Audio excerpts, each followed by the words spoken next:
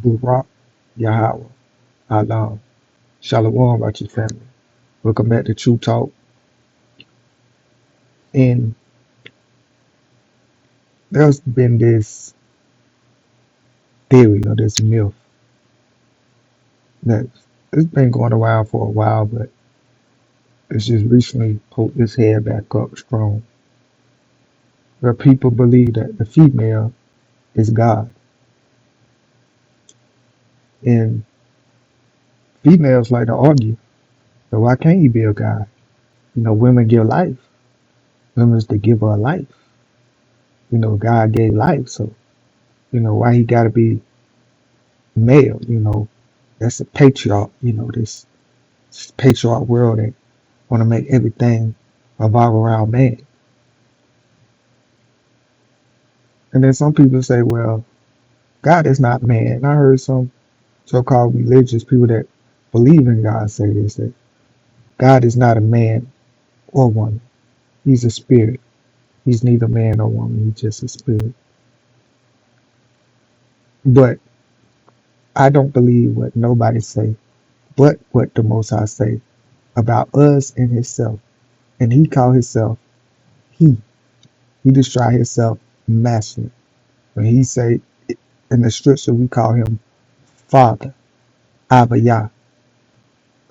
He like Israel to his bride, and he's the husband. So science, when we look at science, science, a lot of science is just theories, but a lot of science prove facts.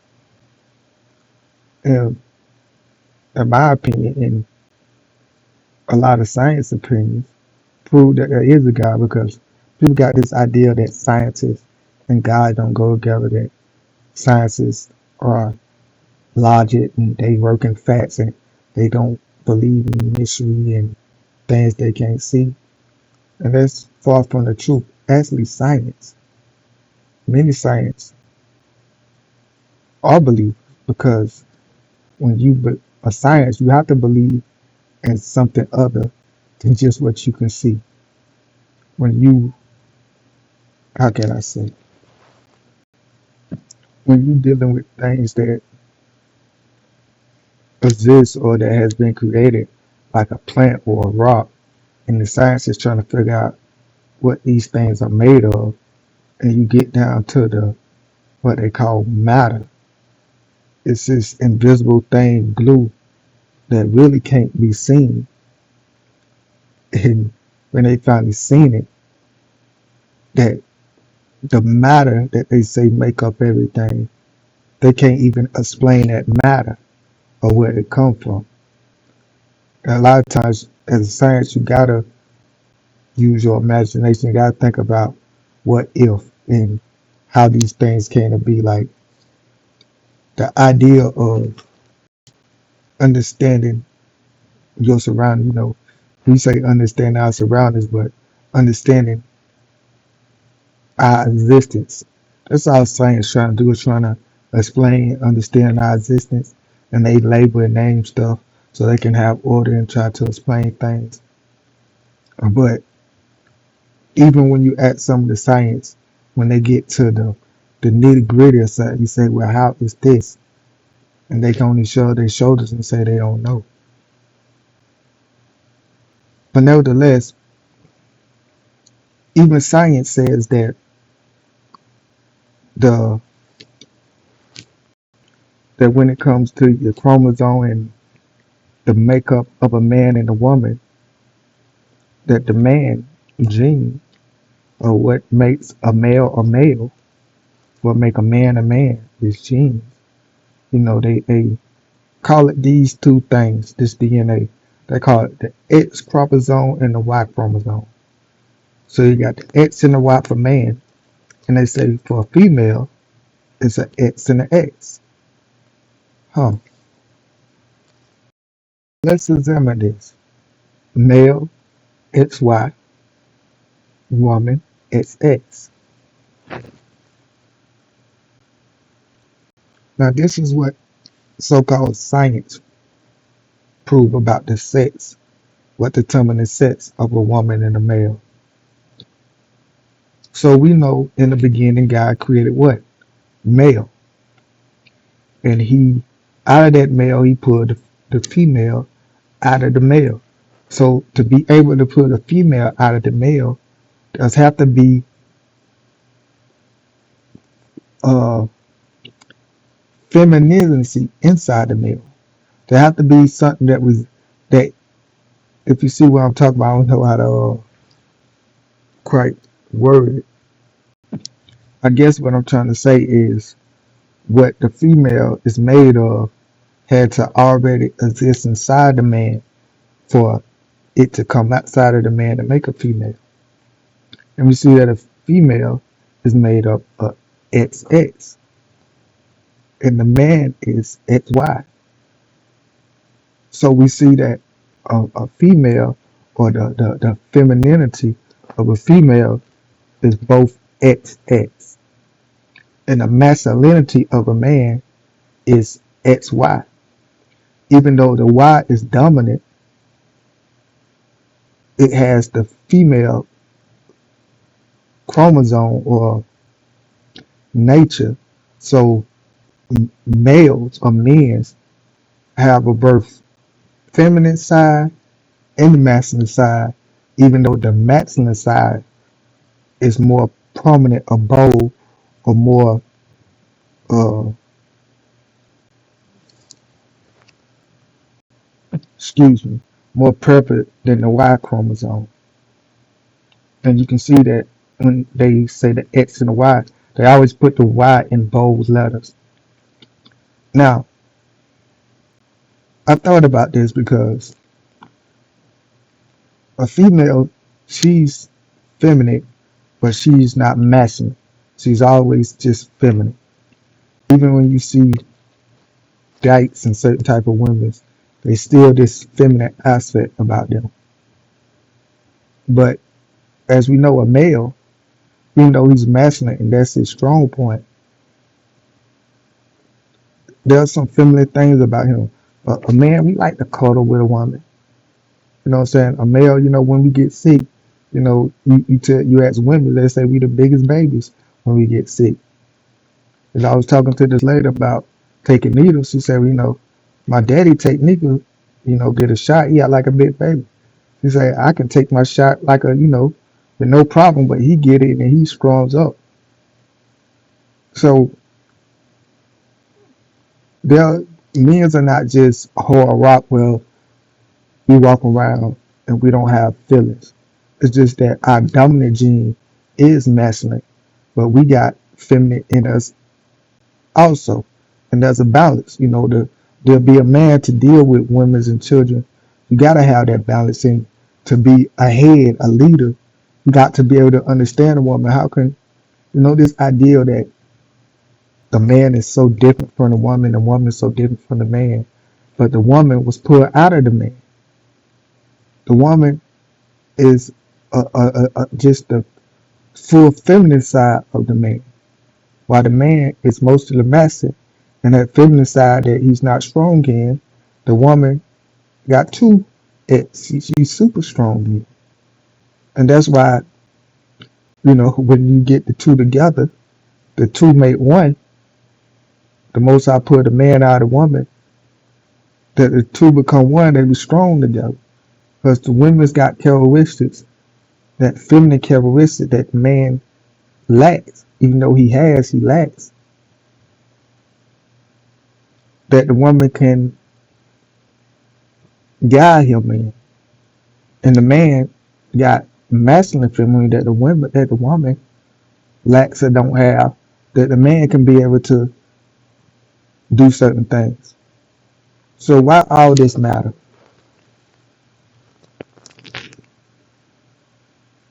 About the XY and the YX. Because if we go with the arguments that God is both male and female, that he's not just one male or female, as some people like to put it, or go with the idea that God is a female. When we look at the science, God described himself as a male because yes, he got feminine and masculine in him. He can relate with the male and the female. Now the Most High is not like man, as the scripture says. He said he's not like man, but because he the devils, because he's used himself in a masculine sense, was using himself as father and he and as husband. He's showing you that he identified with the male species, not more than the female species, or less. He identified more with because he got both feminine and masculine in it, like the male, but him not being man and unlike man, I'm pretty sure with him it's more balanced, where the man got more masculine and less female, and the female just got feminine and no masculine.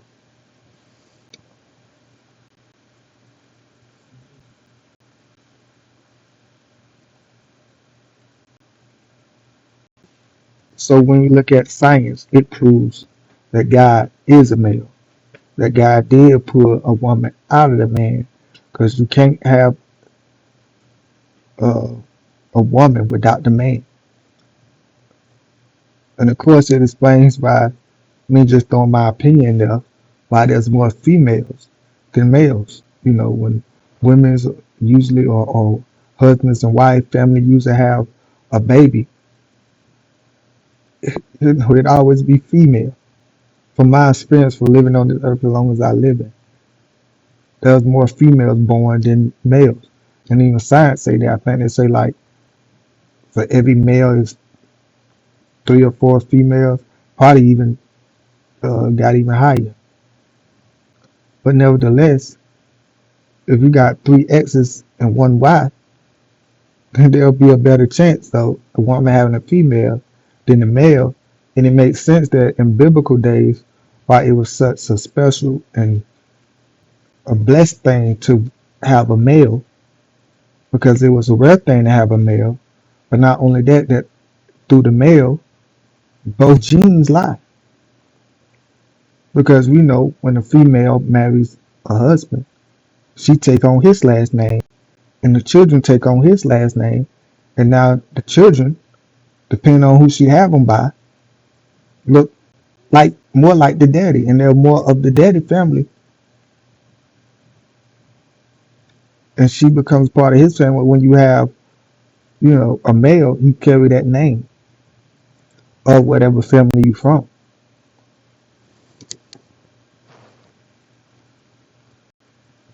So it speaks volume that we got to take on the Most High name. That we, when we come in covenant with the Most High, that He's the husband, He's the man. We take on His last name. We take on His resemblance, and He gonna do what? Be the head and take care of us and provide it and do all the things that a father, a husband would do. You know, biblical times, a son, when you have a son, that's adding on to the protection and the wealth of the family, because you know a son can be out there and work, provide and help with the family, and not be a burden. Has a lot of times the sons has become a burden to the family instead of becoming something that can prosper and help the family.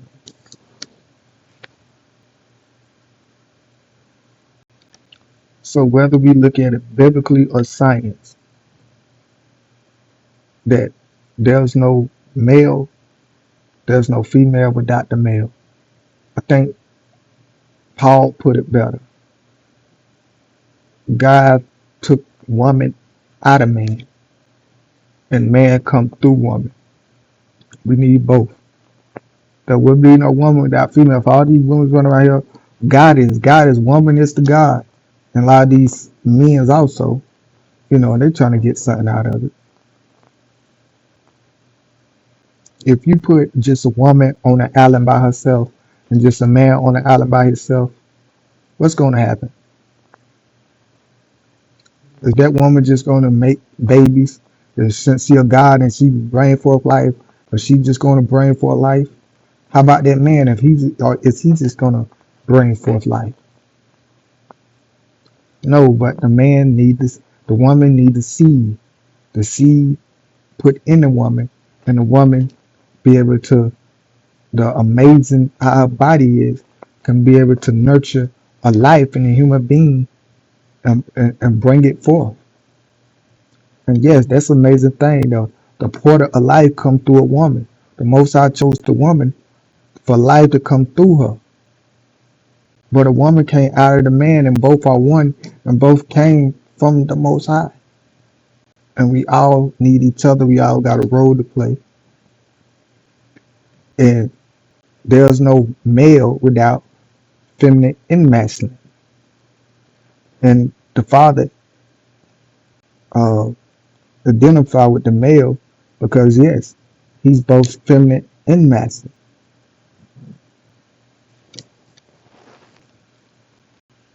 Just like the man is both feminine and masculine, and the woman is just feminine. So I hope that makes sense, family. There's just a simple revelation that the Most High gave me. But as always, let Yah be true and every man, including me, a lie. Till next time, Shalom.